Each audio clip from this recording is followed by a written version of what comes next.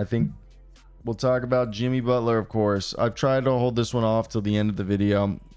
So the first thing I want to say is the Wolves, the Raptors, the Sixers are interested in being facilitators in a potential Jimmy Butler trade. And we're also hearing that Jimmy Butler now is willing to be traded to Memphis or Sacramento, but Sacramento has no interest in trading for Jimmy Butler. So there's that. Everyone has said that if it was a trade, it'd be like a De'Aaron Fox for Jimmy Butler, but De'Aaron Fox at this point is more valuable than Jimmy Butler. Even though Jimmy's averaging 17 on 54%, 36% from 3, 5 rebounds, and 5 assists a night. Memphis is the number one scoring team, 5th best field goal percentage, 8th best 3-point percentage, 4th best rebound, and 2nd in assists, while Sacramento's 6th best scoring team, 12th in field goal percentage, 7th worst 3-point shooting team, 13th best rebounding team, and the 14th best assist team. So I think when you look at this, whichever of these teams go after Butler, it's because they want the proven playoff performer that he is. Both the Grizzlies and the Kings could use that leadership and two-way player. I personally think Memphis, which is already a top team, by adding Butler wouldn't make them championship contenders. And Sacramento, on the other hand, is just probably trying to break through and get to the second round of the playoffs. I think Jimmy would do that. And he would also help clear up the logjam with DeMar. They could also trade DeMar instead of De'Aaron and get that deal done. The other thing is the Raptors, Wolves, and Sixers all being interested to be facilitators. As if you look at it, Sixers are statistically speaking, one of the bottom teams in the league, even though they are the 11th seed. Raptors in the middle of the rebuild, and the Timberwolves are a team that are starting to turn it around. But the only guy that they would really be facilitating is contracts that people don't really want. And I think teams know that it's with the current CBA, it's going to be easier to make trades with more teams than less teams instead of just straight up two-player swap, due to the fact that it's just very, very peculiar how those contracts are set up. So for a team like the Miami Heat, who are shopping Jimmy Butler, I personally believe that it makes more sense to be able to go ahead and entice the Miami Heat by giving them options. And that's why I think everybody, when you look around, loves to suggest the Rockets, who have all those expiring contracts, and Steven Adams, Jeff Green, Jason Tate, and Jock Landale. But I think they like continuity, and that's why they've put themselves in the positions that they're in. So that's basically my thoughts on that. I want to hear your guys' thoughts. Where do you think Jimmy's going to end up? I just think it's Phoenix. They're forcing it to Phoenix. He wants to go to Phoenix.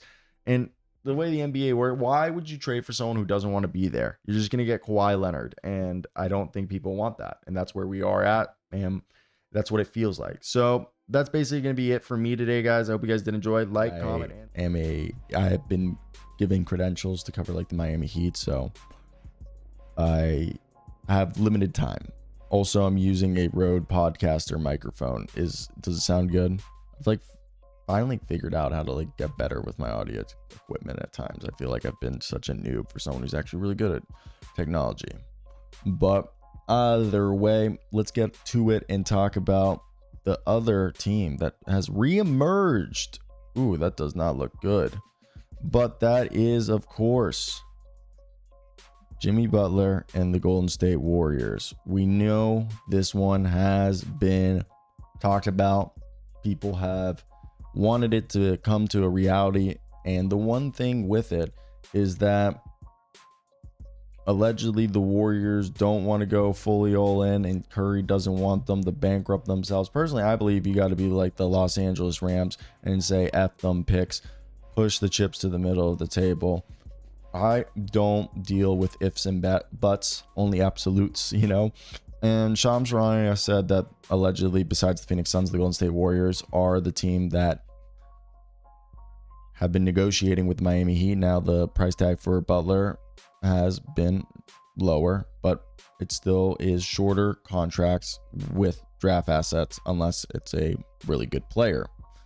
To me, when we look at this, I think it's a bit annoying, as we know the Heat are optimistic about getting a deal done, and the Heat have felt that they should receive an extra incentive if they take back any players with long-term money that run past the 25-26 season, and that if they are taking back salary that goes past that, it has to be for an all-star or else.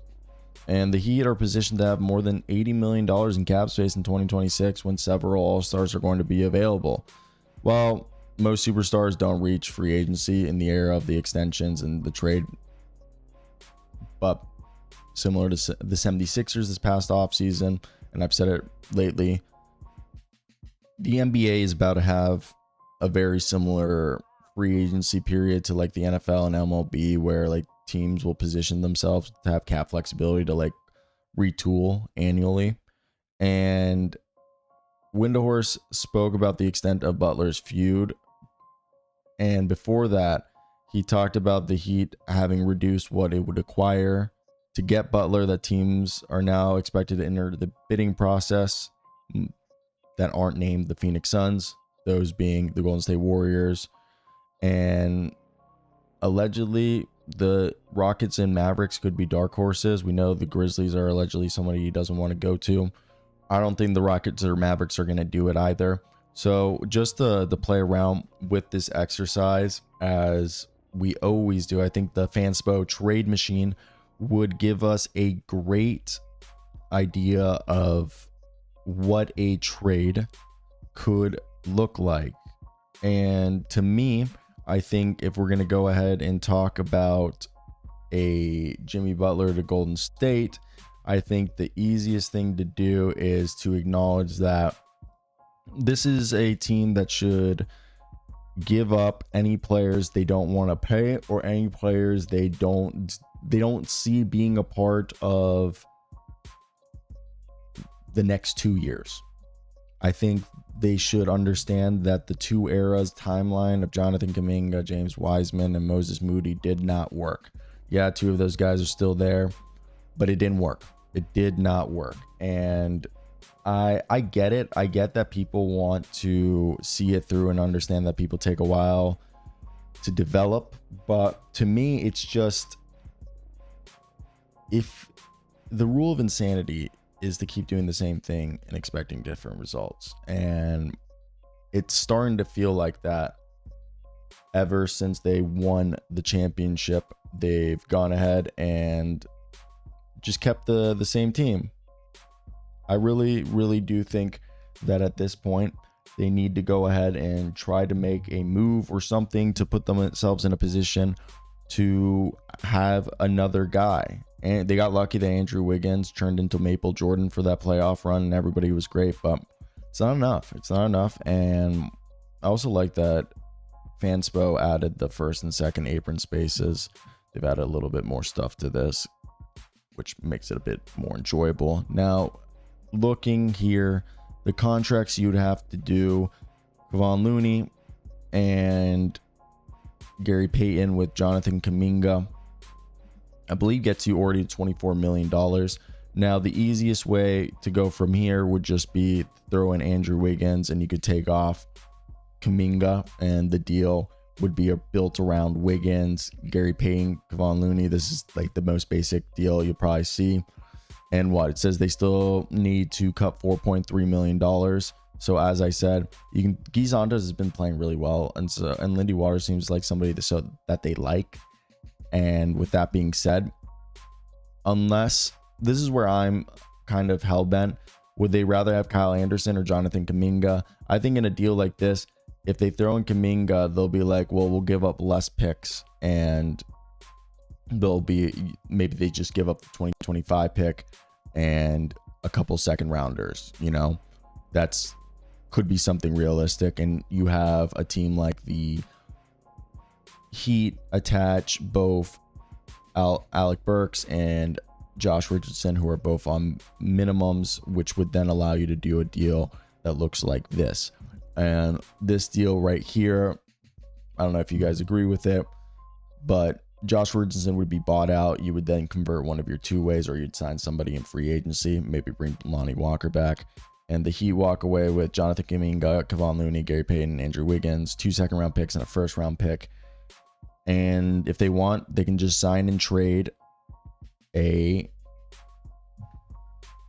guy like Jonathan Kuminga in the offseason. I think that's one that can go ahead and be very easy to do. So that's one that I find interesting, and the likelihood of it Maybe, maybe not. I think it all depends on how desperate or willing the Golden State Warriors are to move on from their players, because they've seemed very reluctant. Now, by the way, Van Lee, I'm the first one ever born in America, but my father was born in Pescara, Italy, same place where Simone Fontecchio is from, but my grandfather was born in Skopje, Yugoslavia in like 1916, and was raised in Belgrade, Serbia now, but in Yugoslavia. But my family also, like my grandfather's cousin was the chief rabbi of Turkey, so like, and also the Ottoman Empire. So I'm like, and then my family, because the 1496 diaspora, because I'm a Sephardic Jew, goes back to the Iberian Peninsula, and my mom's from Argentina, and she's also Basque French. So I'm a mutt. I'm a little bit of everything, if we had to say so. But let's talk about the fact that Mark Stein, you guys put up here, Mark Stein, Jimmy Butler. We've done everybody else regarding the Jimmy Butler trades, so why not go ahead and talk about the fact that the Bucks have finally come to terms with Chris Middleton is not going to be the guy he used to be. No offense, but I think they did him a solid, and they were willing to wait 18 months for his lower body to heal. The lower body did not heal, and as a result, I think they're doing their due diligence and shopping and looking for what they could do. And Mark Stein put out a report saying that besides the suitors we've spoken about, the Milwaukee Bucks are allegedly interested in Jimmy Butler. Now, one thing I think about Jimmy Butler going there is this team is allegedly connected to Zach LaVine and may or may not be connected to Bradley Beal. Chris Haynes says there's no connection, and I don't blame him. If I had a no trade clause, I'm not going to Milwaukee. However, I wonder if I were the Bucks, if I had to choose between Butler and Zach LaVine. I feel like Zach LaVine might be cheaper to get and a better fit for this team. Now, I think one of the interesting things is that this is a squad that would go ahead and be able to make a competitive offer. What do I mean by that? So right here, this was the last trade we did, but let's go ahead and do the Bucks. So it's $48.7 million. The Bucks would have to make this a 3-team trade so they could get under the salary cap. We've talked about it in the past. Either if you're a second apron team, you can make a trade prior and get under the second apron and then expand that trade and make a second transaction that allows you to make deals that you weren't able to do as a second apron team. Or you can aggregate players as a second apron team if the resulting trade leads to you being under the second apron. I think everybody can agree that that makes sense. Now, the people that they're shopping, Bobby Portis and Pat Connaughton and Chris Middleton. Chris Middleton would be salary dumped to the Pistons from the Bucks. Jimmy goes to the Bucks. Bobby Portis, Chris Middleton head to the Heat. The Heat end up saving $4 million in cap space. And if you really wanted to say that, throw somebody as just salary filler to the Heat from the Pistons, I would love Simone Fontecchio ending up here. Seriously, if they could get themselves Simone Fontecchio, that would be so cool. I think that would be really cool. But yeah, straight up, this is the easiest way to do this trade, just to show you guys. Jimmy Butler and the rest of the squad, I think it pretty easy. And Bucks sending Chris Middleton to the glue factory. Oh, look. Dude, people are so upset when you bring up that Chris Middleton. I think it's obvious. I thought last year it was apparent, but this year it's even more apparent. He's not even on the floor. I wonder if the Heat can just do this and then just say, oh, just take Al Burks and Josh Richardson off our hands. The Bucks, obviously you guys can assume there'd be draft capital included. I just try not to get into the minutia of draft capital, as people, it becomes so, it's just annoying in terms of, oh, some people don't like that you gave up too many second round picks or that or this. So we tried to stay out of it just for the sake of keeping everybody happy. You can put in the picks that you want to imagine. And this is upsetting.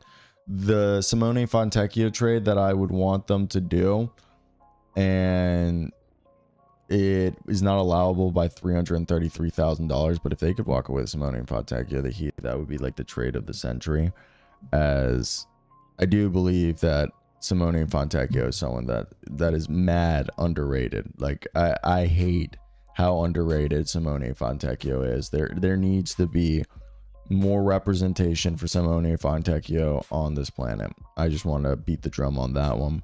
But with that being said, I think if we can go ahead and decide that Chris Middleton's being put there, people are like, well, he's on a deal that has another year on it that pays him $30 million.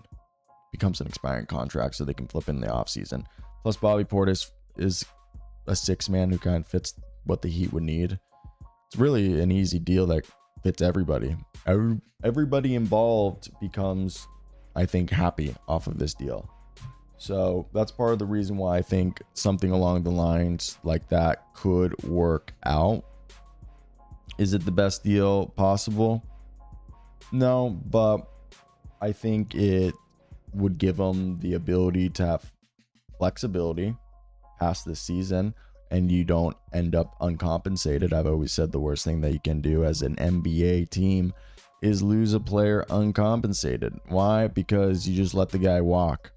Now, let's go ahead and talk about, what's going on, guys? And today we got to talk about a report coming from 98.7 Phoenix, Arizona radio, John Gambarado, I believe it is, right here, saying that both Memphis and Milwaukee are having discussion, the Milwaukee Bucks and the Memphis Grizzlies, with the Miami Heat for a Jimmy Butler trade. I don't know why I struggle to say that. We're going to start off with the Milwaukee Bucks trade, because a lot of you are going to be thinking, well, they're a second apron team. How would they even be able to do such a trade? And it's actually a lot more feasible than you would think. So before we start today's video, I want to hear your guys' thoughts in the comment section down below. Hit that like and subscribe button for more content like this, and go check out my work at hoopshype.com and follow me on Twitter or Blue Sky, whatever you use nowadays. Now, let's start off, as I said, with the one that you guys probably want to hear. How do the Milwaukee Bucks get a guy like Jimmy Butler? Because the Grizzlies, it's easy enough. They have a bunch of salary filler contracts and assets that they can get it done. For the Milwaukee Bucks, it's navigating the second apron. It has to be two trades. It's technically a 3-team trade. That's how they would report it. But step one would be the Bucks sending Pat Connaughton, who's averaging like 5 points, 37% from three, and a second round pick to Detroit. That would clear $9.4 million on their salary cap, which would get them below the second apron, which then would allow them to aggregate players in a trade. They just can't take back more money. They have to take back less money. So by doing the first trade, sending Pat Connaughton there, they're able to now get themselves a second trade, which would be the Bucks trading Chris Middleton, who people were like, well, Chris Middleton's all hurt and stuff, and the Heat don't want long-term money. Look, worst comes to worst, Chris Middleton plays out this season and he isn't healthy, they buy him out and they get him, he's off the books by 2026. Bobby Portis, who would fit for the team, and then Marjon Beauchamp, he's got his 4th-year option declined. He could be a reclamation project, and a 2031 first-round pick to Miami. That would be how the Bucks would get themselves the deal. That's how it would work. That's what it looks like. And Josh Richardson as a trade sweetener. I think Alec Burks could also be another one, but the reason for this is Butler would obviously form a big three with the 32 point per game score, 12 rebounds a night that Giannis Antetokounmpo is getting. Damian Lillard is averaging 25, 7.5 assists, and he's shooting 55% from the field, 65% true shooting. And Middleton, when he's played, has only averaged 13 points, 44% from the field. And so far, Jimmy Butler this season. Yo, what's going on, guys? And according to Jake Fisher of the Mark Stein line, he's doing the People's Insider as, like, I guess they're doing like a co-op. Either way, they kind of put together what the Miami Heat are demanding in the trade of Jimmy Butler as like what they would want in return. And what we've heard is they don't want long-term salary. So before we go, we've heard the rumors of a big 3-team trade, 4-team trade. And then, of course, when the Suns traded for those picks, it even hit the alarm bells harder. And we know that the Bucks are shopping Bobby Portis, Pat Connaughton, and Chris Middleton.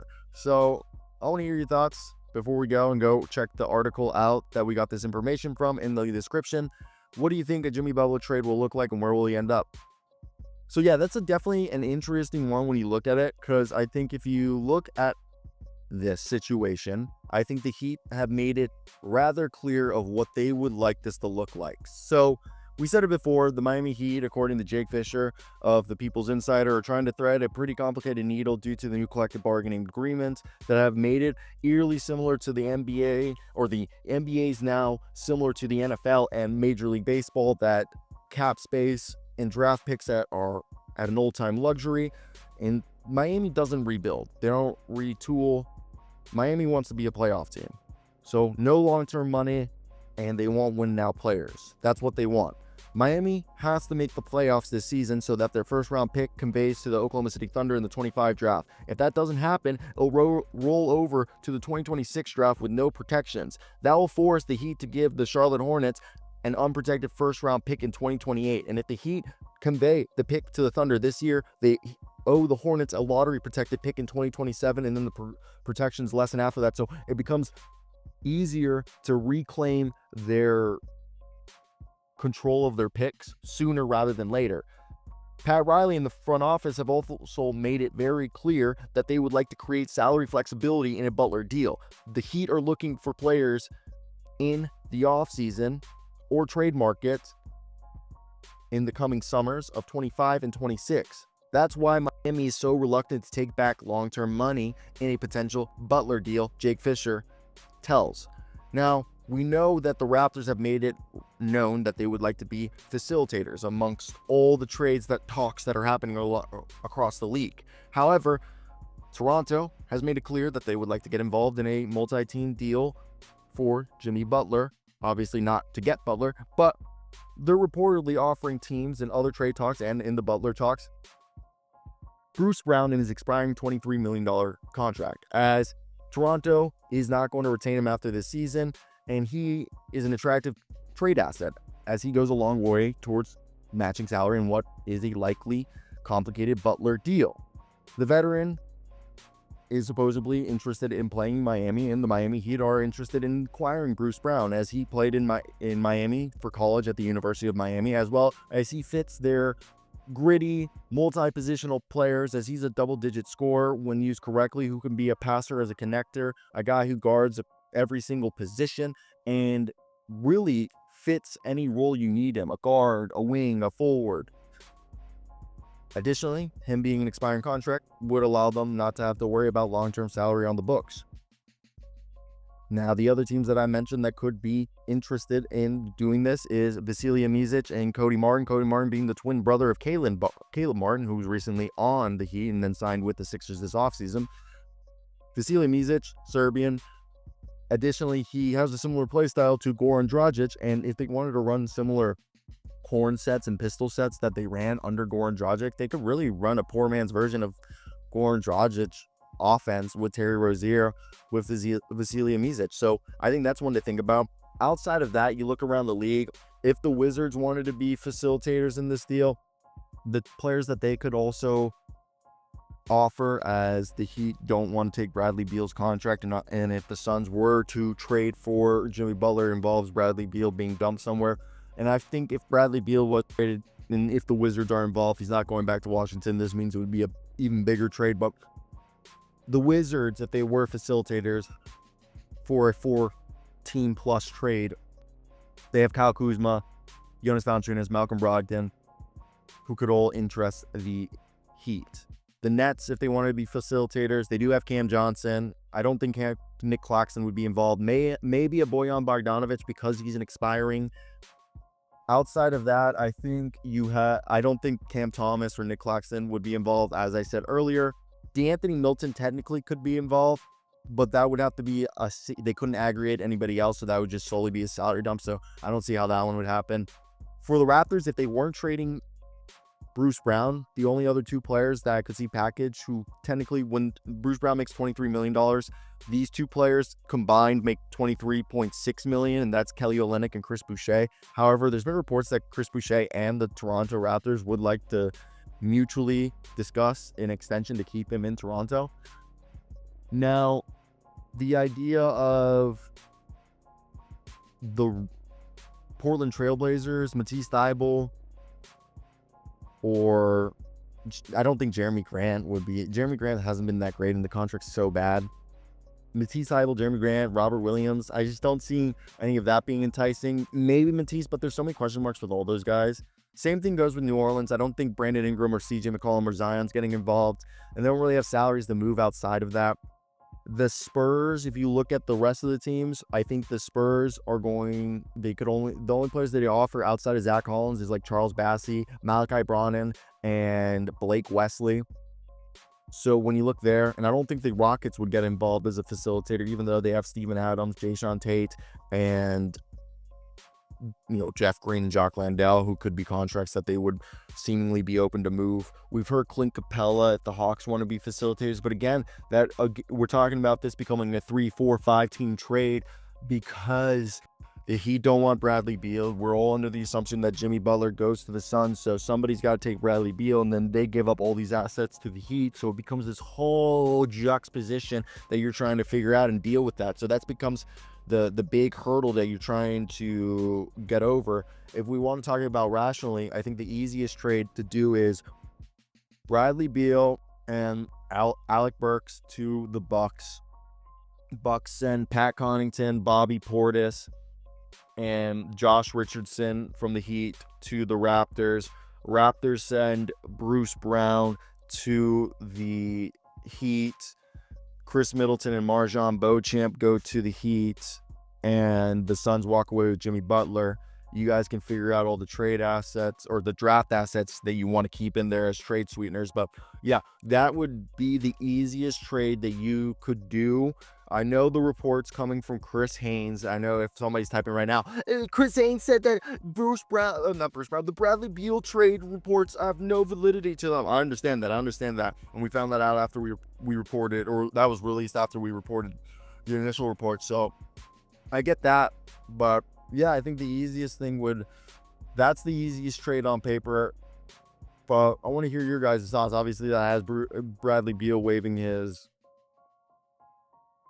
trade clause. But yeah, let me hear your thoughts about what you think the Heat want to give up. So that's basically going to be it from me. Like, comment, and subscribe.